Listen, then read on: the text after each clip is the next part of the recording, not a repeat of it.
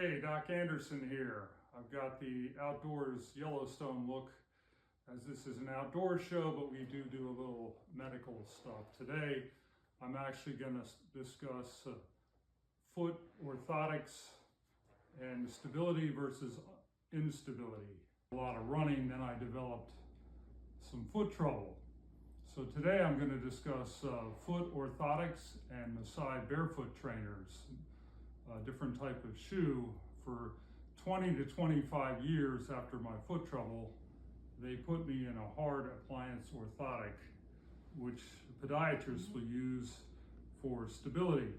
The good news about this is it definitely got rid of my foot pain, but as you can see, it's very rigid and does not move.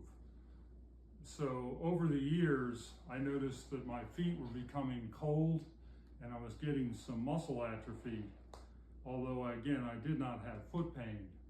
So one day my neighbor showed up wearing a pair of Masai Barefoot Trainers.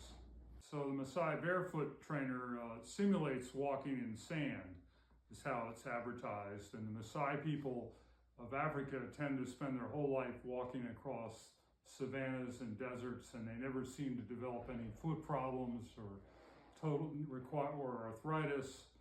So this was meant to simulate that. It produces instability, which means the shoes tend to rock. So it takes a while to get used to it, but I adapted pretty quickly, particularly coming from hard orthotics.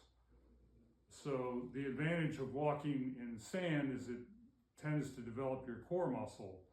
And this is the only core muscle routine I do in my workouts. And the MBTs are also helpful in training your core musculature, increasing the amount of muscle in your abdomen and decreasing the amount of abdominal fat. This in turn can lead to decreased insulin resistance and hopefully a healthier life. So I am supportive of the MBT's claims. So I had been told my whole life basically that I needed to be in orthotics and I could not walk in normal shoes. So this whole concept of trying to walk in these Masai Barefoot Trainers was new to me. Immediately when I got a pair, I was able to walk 3 miles and I noticed better blood flow throughout my body, and it definitely helped train your core. And some of the claims by the company, I was definitely skeptical, as they did say there was core training throughout your body. And based on my experience with these shoes, I've been in them 17 years now. Most of the claims by the company are in fact true.